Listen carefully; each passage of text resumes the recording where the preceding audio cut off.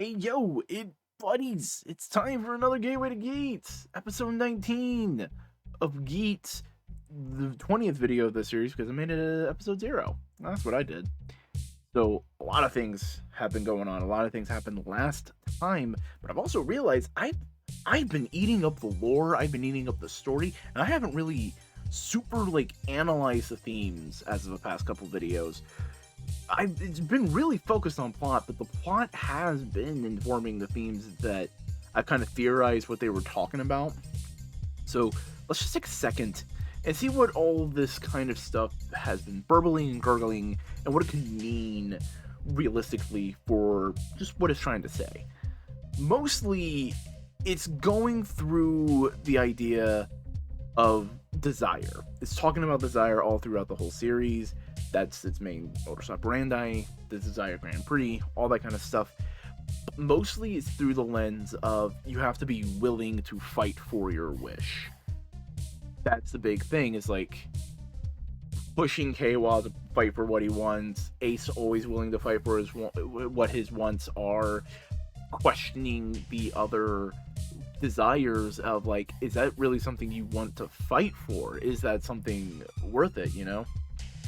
So there's a whole lot of interesting stuff there, and how ultimately the desires are being treated with respect by the players and not necessarily the staff. It's interesting to see that, because the players basically see everyone else is like, oh, we're all doing the same kind of thing, we're all on the same kind of equal playing field, and the staff is ultimately just kind of using it as a carrot and a stick. It's basically saying you can get what you want for just do our little game, and that's kind of manipulative. That's very manipulative, you know. And here's the thing: if a wish is malicious, if a wish is from an asshole, the other players reject it. They don't like it, because ultimately, a secondary theme involving desires isn't necessarily desire in and of itself, but it's that you need others to help you.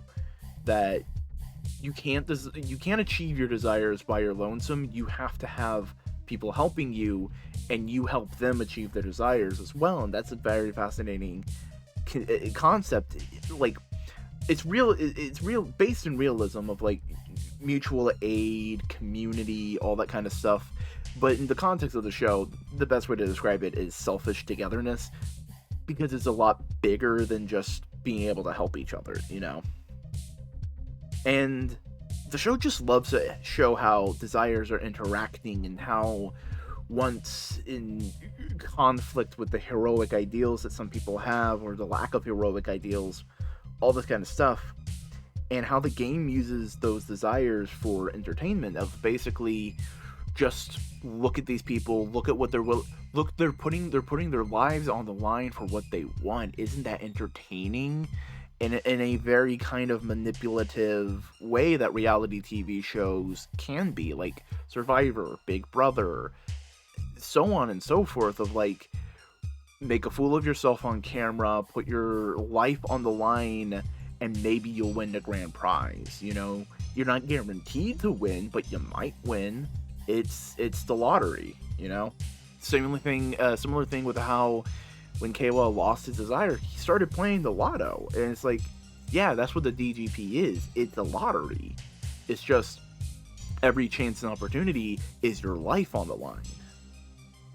The desire also leans into what the gardener is doing with his Jyamato. Of he has a desire for the Jyamato, and what does that do? What does it mean?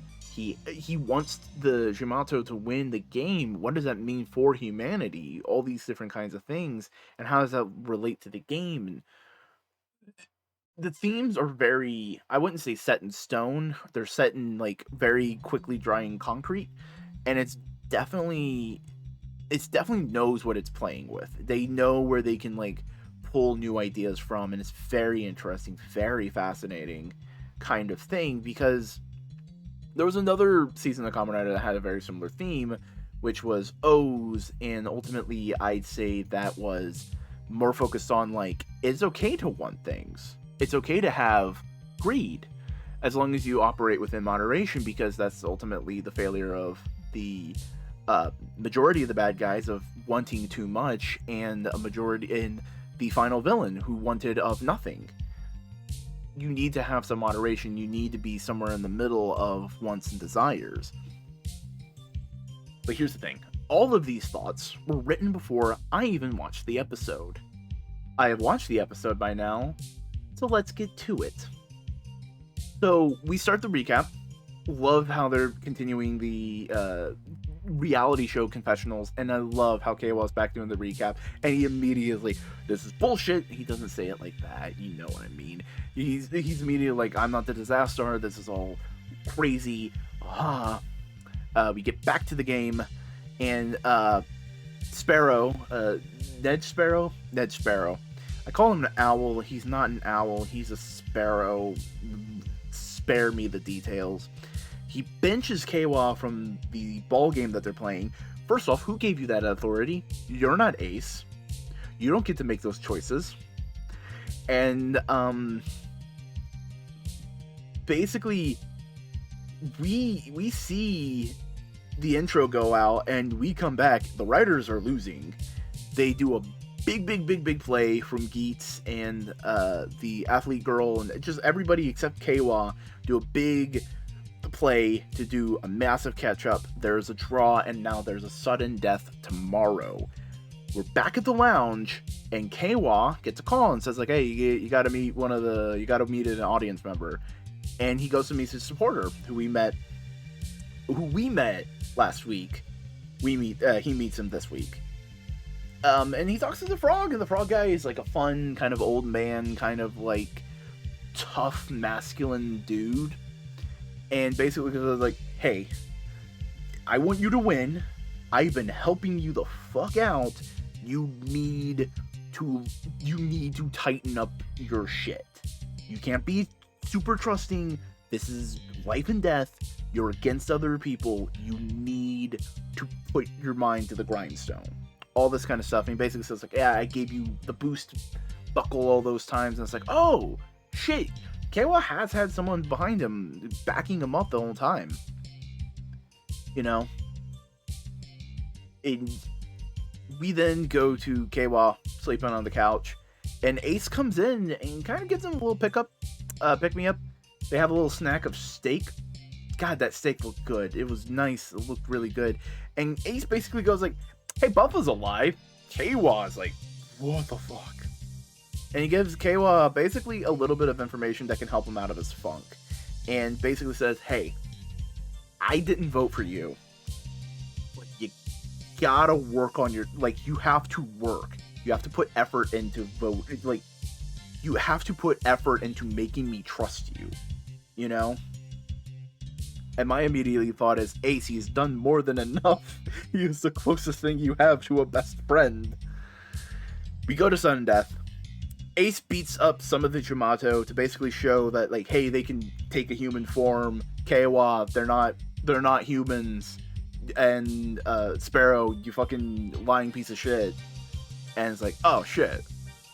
Keiwa gets over his fears and all that kind of stuff. The others also see that, and basically they all go like, fuck. We've needed Keiwa. Keiwa, run the play. They give him the ninja power up. He runs the whole thing. It's great. Beautiful action scene. He makes the goal, saves the day, and then there's the vote for the disaster. 1 vote goes to Keiwa, Sparrow, and 4 votes go to Ned Sparrow. And he gets the boot, gives a villain speech of like, you don't know what you've just done. You've gotten rid of me. And he's like, fuck off, dude. Fuck off. And then we cut to Ace and Keiwa being talked to their supporters. Keiwa gets warned, hey, you gotta doubt people. You can't be super trusting. You gotta have your head on a swivel to achieve your goals. Ace also gets the, hey, I'm your big fan. It was real cool what you did this episode. You know, the plot. The A-plot was just fantastic this episode. It's a great showcase of, like, what trust is for this whole thing, especially, like, selfish togetherness. It's, I want you to help me, but I need to trust that you could help me, and not, like, the level of trust is needed in order to help each other achieve these ultimate goals and keep each other alive, essentially. Really interesting, really played out well. It ties into the teamwork fantastically, especially because they are playing a teamwork sport. And ultimately, because Sparrow was being underhanded, he jeopardized the whole game. And that's very interesting because it becomes a lack of trust. It becomes all, again, lack of trust. Build trust, earn your trust. And ultimately, KO was just wrong for the right reasons. He didn't want to hurt people, and it just so happens that the Jyamato used that to their advantage. And I think that is a good lesson for KO, especially with what the Frog Guys was saying was you gotta doubt people. He has to doubt both his enemies and his allies. However, that's not all that happened this episode. We also have the B plot. Buffa escapes the greenhouse zone, and Ace meets up with him, give him some food. Buffa gives some inside info, like, hey, the players are getting turned into mulch for the Jyamatos. I don't know why I'm alive, but I am. I'm fucking doing shit. I'm figuring things out. Like, it's not so much of like I'm on the inside and I'm gonna bring it all down, but it's like shit's fucked and we need to keep our heads on a swivel as players. You know, we're the lowest common thing here. You know, and all that kind of stuff. He's still too weak, though. He falls in an alley, and the producer and his assistant pick him up and bring him back to the garden, and they talk about having high hopes for him reincarnating as a Jyamato. So, Jyamatos can take the form of humans, but that doesn't mean that humans can't become Jyamatos, and Buffa hears all of that. As the gardener basically laments that he wants a world run by Jyamatos. This is a good, hefty lore dump. Like, it clears up a lot, but it doesn't give exact specifics, which is great for this kind of long-running show. They really are using the players for fuel for the Jyamatos, whether it is spiritually or physically. They're taking their soul of some kind, reincarnation, all that kind of stuff. And ultimately, the gardener wants them to rule. So, is that the mindset of just the gardener, or is that the entirety of the staff? Are the staff actually just fully formed Jyamatos? Are they human? Should we trust producer, Frog, the Ace fan? Should we trust that they are human at this point? If humans can reincarnate into Jyamatos and Jyamatos can take human form, they could be Jyamatos. Is the gardener human? Is he a Jyamato as well? What's going on here? Could this be things?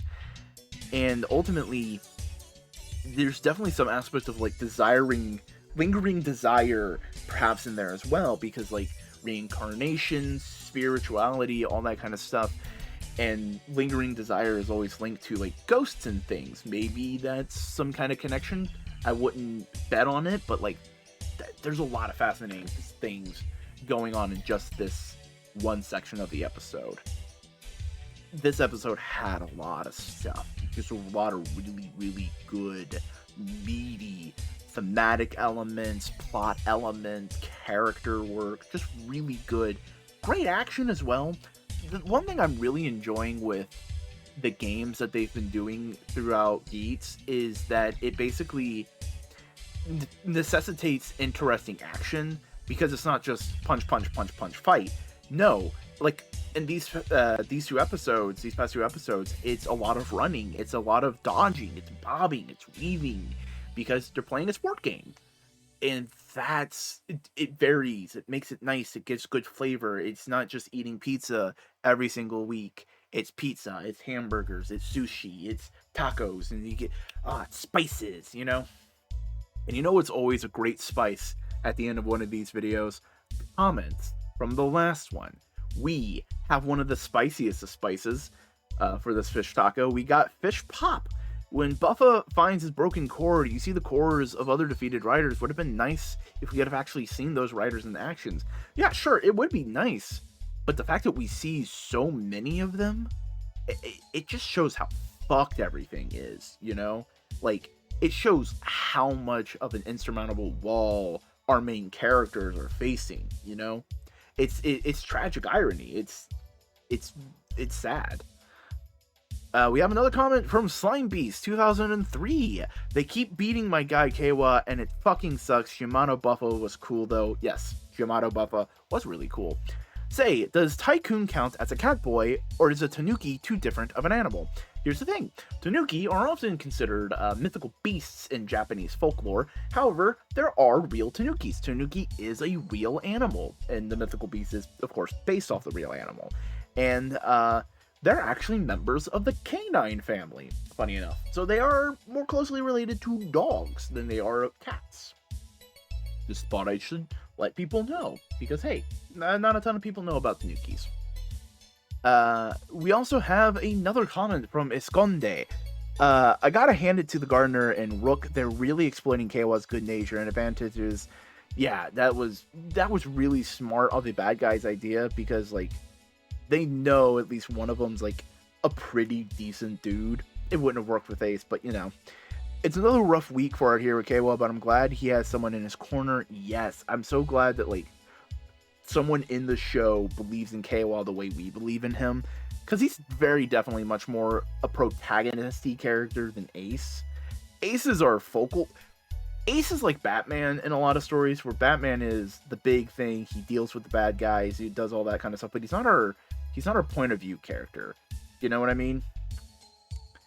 I think Kekera. That's a frog. Kekera is his sponsor. And I love that the reward boxes, secret missions with DGP are personalized to match the rider that clears them. Tycoon this round, Geats last round. Yeah, that's really nice. It's really cool. It's a way to like obfuscate what they're doing. You know, I wonder if Nago has a sponsor. I wonder if Nago sponsors her dad.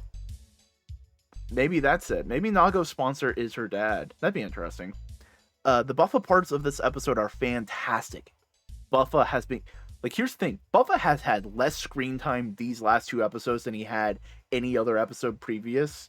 And it's some of the best character work for Buffa. It's great. Can't wait to see more about the Jyamato. We still don't know 100%, but, like, I feel like we're, like, 75, 80% of the way of understanding the Jyamato. Lastly, I hope Ace is making things harder for Keiwa to make him step up his game.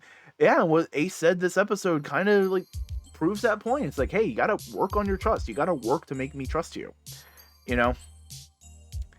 But that's it for this episode of Gateway to Geats. So I hope you give this video a like, comment your thoughts on this episode, on these videos. Hey, fuck it. Tell me ways I can improve. Tell me ways that you would like to see these videos get better. All that kind of stuff. Subscribe to the channel so you can get this video and more. And until next time, stay geetsing. Follow me on social media. Links are in the description. Wahoo! Pizza Man.